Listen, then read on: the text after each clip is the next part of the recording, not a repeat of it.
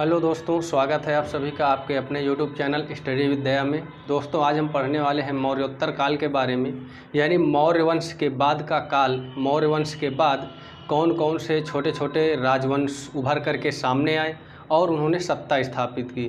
तो मौर्योत्तर काल यानी मौर्य वंश के बाद का काल। तो आज हम वही पढ़ेंगे, मौर्योत्तर काल। तो क्या हुआ कि जब मौर्य वंश का शासन था भारत में, तो बहुत बड़े भूभाग को मौर्य वंश के अधीन किया गया था, यानी मौर्य वंश का शासन पूरे अखंड भारत में फैला हुआ था। तो मौर्य वंश के काल में बौद्ध धर्म काफ़ी प्रचार प्रसार हुआ था। तो बौद्ध धर्म जो है सबसे ज़्यादा संख्या में उसके अनुयायी थे और बौद्ध धर्म का सबसे ज़्यादा प्रचार प्रसार हुआ था। तो उसका नतीजा ये हुआ कि बौद्ध धर्म के मानने वाले सबसे ज़्यादा आए। इसमें क्या हुआ कि ब्राह्मण धर्म जो है पीछे रह गया, जो कि बहुत पुराने से चला आ रहा था। तो चूँकि राजा ने जो है बौद्ध धर्म को मानता था, जो अशोक था बौद्ध धर्म को मानने वाला था, तो बौद्ध धर्म उसके समय में ज़्यादा प्रचार प्रसार हुआ और बौद्ध धर्म सबसे ज़्यादा आगे बढ़ गया। तो इसके बाद जब मौर्य वंश का पतन हो जाता है, तो उसके बाद का जो काल आता है वह ब्राह्मण साम्राज्य रहता है। इसलिए मैंने ऊपर लिखा भी है ब्राह्मण साम्राज्य। तो इसके बाद जो आता है काल, वो ब्राह्मणों का काल आता है और फिर से एक बार वैष्णव धर्म या फिर कह सकते हैं ब्राह्मण धर्म, उसका पुनः उत्थान होता है और सबसे ज़्यादा जो है इसके अनुयायी हो जाते हैं और बौद्ध धर्म पीछे रह जाता है। तो चलिए देखते हैं कि किस तरह से मौर्य वंश के बाद कौन कौन से राजा आते हैं। ये ब्राह्मण साम्राज्य यानी कि मौर्य वंश के बाद जो काल था वो ब्राह्मण धर्म या फिर वैष्णव धर्म के मानने वालों का था, तो इसीलिए इसे ब्राह्मण साम्राज्य कहा जाता है। मौर्य वंश का जो अंतिम राजा बृहद्रथ था, उसके सेनापति ने ही उसकी हत्या करके शुंग वंश की नींव रखी। 185 ईसा पूर्व में जो मौर्य वंश का अंतिम शासक था बृहद्रथ, उसका सेनापति था पुष्यमित्र शुंग, और इसी पुष्यमित्र शुंग ने मौर्य वंश के अंतिम शासक बृहद्रथ की हत्या कर दी और एक नए वंश शुंग वंश की नींव रखी। तो ये बृहद्रथ कौन था? ये मौर्य वंश का अंतिम शासक था और ये पुष्यमित्र उसका सेनापति था। इसके सेनापति ने ही इस बृहद्रथ की हत्या करके मौर्य वंश को ख़त्म कर दिया और इस शुंग वंश की नींव रखी और इन्होंने अपनी राजधानी विदिशा को बनाई। तो याद रखिएगा कि जो मौर्यों के बाद जो राजधानी बनी शुंग वंश की, कौन सी बनी थी? विदिशा। या फिर किस वंश की राजधानी जो है विदिशा थी? तो शुंग वंश की। इससे प्रश्न पूछा गया है, तो याद रखिएगा।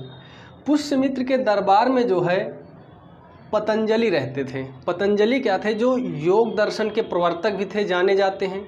तो पतंजलि किसके समकालीन थे? पुष्यमित्र शुंग के, और इन्होंने ही 2 अश्वमेध यज्ञ भी करवाए थे।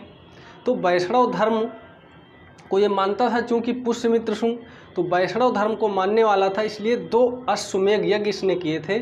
और इसे किसने कराया था? तो पतंजलि ने ही ये यज्ञ संपन्न करवाए थे। ये पुष्यमित्र जो था ये काफ़ी योग्य शासक था, क्योंकि इसने इंडो ग्रीक शासक एक था मिनांडर, जिसे हिंद यवन भी कहा जाता है, इंडो ग्रीक या फिर हिंद यवन। हिंद यवन शासक मिनांडर को इसने पराजित किया था।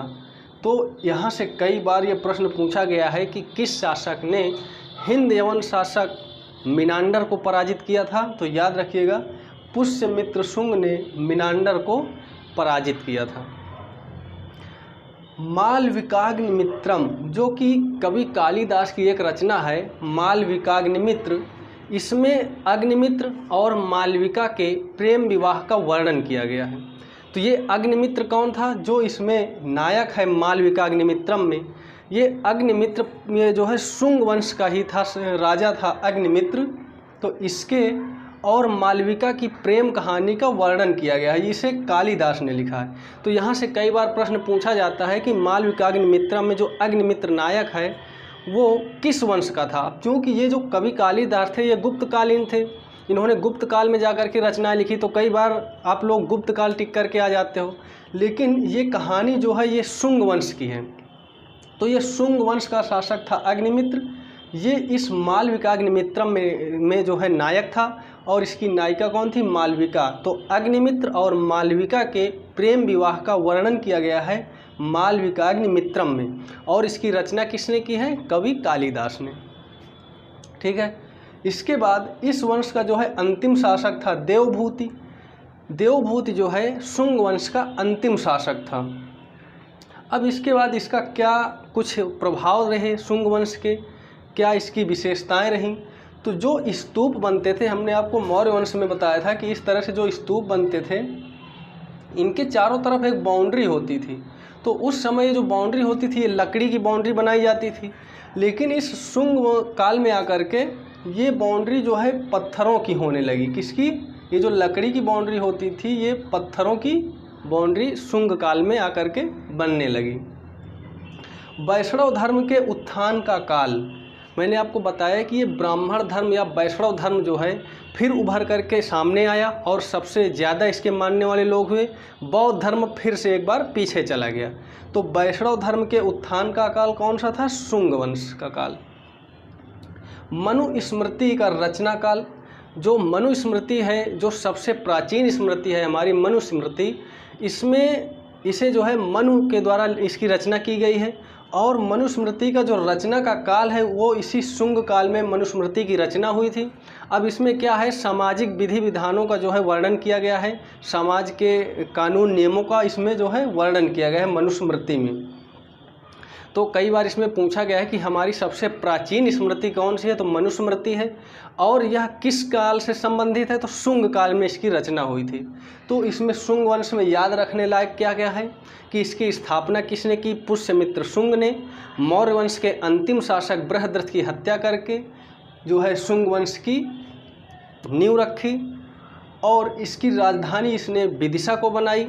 पतंजलि जो कि इसके समकालीन थे, इसके दरबार में रहते थे। पुष्यमित्र ने हिंद यवन शासक मिनांडर को पराजित किया था। अग्निमित्र और मालविका की प्रेम कहानी का जो वर्णन है वो मालविकाग्निमित्रम में मिलता है। तो ये अग्निमित्र जो है ये शुंग वंश का ही शासक है और पुष्यमित्र का पुत्र था। अंतिम शासक इसके देवभूति थे। ठीक है, याद रखिएगा। इसके बाद आता है कण्व वंश। शुंग वंश के बाद इसका जो अंतिम शासक था ये देवभूति, इसकी हत्या कर दी इसके ही सेनापति वासुदेव ने। जिस तरह से मौर्य वंश में बृहद्रथ की हत्या करके पुष्यमित्र शुंग ने शुंग वंश की नींव रखी थी, वैसे ही इस शुंग वंश के अंतिम राजा देवभूति की हत्या करके वासुदेव ने कण्व वंश की नींव रखी और इसके संस्थापक वासुदेव को माना जाता है। तो याद रखिएगा, शुंग वंश का अंतिम शासक कौन था? देवभूति। इसके बाद इसकी हत्या करके वासुदेव ने एक नए वंश की स्थापना की जिसे कण्व वंश कहा गया, और इसके संस्थापक कौन हुए? वासुदेव। इसके अंतिम शासक सुशर्मा थे।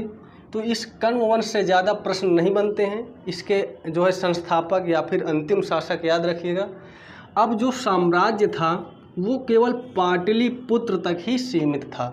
जो मगध का साम्राज्य था मौर्यों के काल में कितना बड़ा था? पूरा उत्तर भारत का क्षेत्र अफगानिस्तान तक फैला हुआ था। जब मौर्य वंश का पतन हो गया तो पुष्यमित्र के शासनकाल में भी काफ़ी एरिया में जो है मगध का शासन फैला हुआ था। इसके काल में आते आते कण्व वंश के जो साम्राज्य था केवल पाटलिपुत्र के आसपास का क्षेत्र ही बचा। जो जब क्या हुआ कि जब सत्ता इनकी कमज़ोर होने लगी तो जो राज्यपाल बनाए जाते थे राज्यों के, वो अपने आप में स्वतंत्र होने लगे। उन्होंने अलग अपनी स्वतंत्रता घोषित कर दी और अलग अपना साम्राज्य स्थापित किया और राजा बन गए। इसका जो शासन क्षेत्र बचा पाटलिपुत्र के ही आसपास का क्षेत्र बचा और साम्राज्य यहीं तक सिमट करके रह गया। इसके बाद एक नया वंश स्थापित हुआ सातवाहन वंश, और इसकी स्थापना किसने की? सिमुक ने। याद रखिएगा, यहाँ से प्रश्न पूछा गया है। इस सातवाहन वंश की स्थापना किसने की? सिमुक ने की। जो आंध्र प्रदेश का क्षेत्र है और इधर महाराष्ट्र का क्षेत्र, इन्हीं क्षेत्रों के बीच में इसकी जो है स्थापना की गई और संस्थापक कौन था? सिमुक था। राजधानी इसकी प्रतिष्ठान थी जो कि महाराष्ट्र में थी। और अगर नदियों के अकॉर्डिंग इसका क्षेत्र देखें तो जो कृष्णा और गोदावरी का क्षेत्र है, गोदावरी और कृष्णा, गोदावरी ऊपर है और कृष्णा नीचे मानचित्र में देखेंगे, इनके जो बीच का क्षेत्र था ये बीच का क्षेत्र जो है सातवाहन वंश के राजाओं के क्षेत्र में था, या फिर कह सकते हैं इसी क्षेत्र में सातवाहन वंश के राजाओं का शासन स्थापित था और इनकी राजधानी क्या थी? प्रतिष्ठान थी। इसमें जो सबसे प्रमुख शासक हुआ वो गौतमी पुत्र सातकर्णी। यहाँ से भी कई बार प्रश्न पूछा गया है कि गौतमी पुत्र सातकर्णी जो है किस वंश का शासक था? तो सातवाहन वंश का। या फिर ऐसे पूछ सकता है सातवाहन वंश का सबसे प्रतापी शासक कौन था? तो गौतमी पुत्र सातकर्णी था। सर्वप्रथम ब्राह्मणों और भिक्षुकों को भूमि दान देने की प्रथा प्रारंभ की। इस सातवाहन वंश ने क्या किया कि सर्वप्रथम जो ब्राह्मण होते थे, यानी जो पूजा पाठ करते थे, या फिर बौद्ध भिक्षुक थे, बौद्ध धर्म भी चल रहा था, ब्राह्मण धर्म तो जो है अब धीरे धीरे अपने चरम पर आने लगा था, वैष्णव धर्म। तो जो पूजा पाठ करते थे उनको इसने क्या किया कि भूमि दान की प्रथा प्रारंभ कर दी। उनको एक विशेष क्षेत्र दे दिया जाता था, जैसे ये क्षेत्र दे दिया, और इस क्षेत्र से जो लगान निकलता था उसे ये प्राप्त करते थे और उसके द्वारा ये पूजा पाठ करते थे। यानी इनको भूमि दान में दी जाने लगी और उससे प्राप्त होने वाले लगान से इनका जो है जीविका या फिर पूजा पाठ चलने लगा। तो सबसे पहले ये प्रश्न कई बार पूछा गया है कि भूमि दान की प्रथा सबसे पहले किसने प्रारंभ की? तो सातवाहन वंश ने। याद रखिएगा, इसने क्या किया कि ब्राह्मणों और भिक्षुकों को भूमि दान देने की प्रथा प्रारंभ की। और इसका जो प्रमाण मिलता है वो कहाँ मिलता है? जो है रानी नग्निका के नानाधार अभिलेख। ये नानाधार अभिलेख से इसके प्रमाण मिलते हैं कि सर्वप्रथम ब्राह्मणों और भिक्षुकों को भूमि दान देने की प्रथा प्रारंभ सातवाहन वंश के शासकों द्वारा की गई। और इसमें यह भी बताया गया इस वंश का सबसे प्रतापी शासक कौन था? गौतमी पुत्र सातकर्णी। और यहीं से सामंती व्यवस्था की शुरुआत होती है, जो कि काफ़ी इम्पॉर्टेंट है। आगे आप देखेंगे कि सामंती व्यवस्था जो है गुप्त काल तक जाते जाते काफ़ी ज़्यादा प्रभाव में आ जाती है और हर्षवर्धन के काल में तो जाते जाते ये बिल्कुल चरम सीमा तक पहुंच जाती है। ये क्या थी सामंती व्यवस्था? तो जो इन्हें भूमि दान दिया जाता था ब्राह्मणों या फिर भिक्षुकों को, जैसे अभी ये क्षेत्र दान में दिया गया, अगली बार ये क्षेत्र दान में दिया गया, फिर एक ये क्षेत्र दान में दिया गया, इस तरह से धीरे धीरे ब्राह्मणों के पास जिन्हें दान दिया जाता था उनके पास कुल मिलाकर के एक बड़ा सा क्षेत्र हो जाता था और वे यहीं अलग अपना एक अंदर ही अंदर साम्राज्य स्थापित करते थे।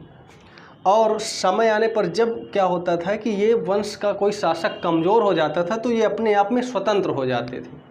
तो ये सामंत ही बाद में आगे चल कर के आप देखेंगे किस तरह से अपने राजाओं के कमज़ोर होने पर या फिर राजा की सत्ता कमज़ोर होने पर उसका फ़ायदा उठा करके ये स्वतः एक राजा बन जाते थे और राज्य करते थे। तो ये सामंती व्यवस्था कहाँ से शुरू होती है? इसी सातवाहन वंश से। और सर्वप्रथम भूमि दान देने की प्रथा जो है किस वंश ने शुरू की? तो सातवाहन वंश में। याद रखिएगा, सातवाहन वंश में क्या क्या, इसके संस्थापक कौन था? सिमुक था। इसकी राजधानी जो थी प्रतिष्ठान थी, जो कि महाराष्ट्र में है। इसका जो क्षेत्र देखें नदियों के अकॉर्डिंग तो जो है गोदावरी और कृष्णा के बीच का क्षेत्र जो था वो सातवाहन वंश के शासकों का क्षेत्र था।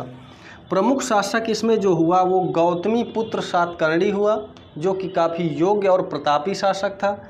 इस वंश के शासकों ने सबसे पहले ब्राह्मणों और भिक्षुकों को भूमि दान देने की प्रथा प्रारंभ की। और इसका प्रमाण कहाँ से मिलता है?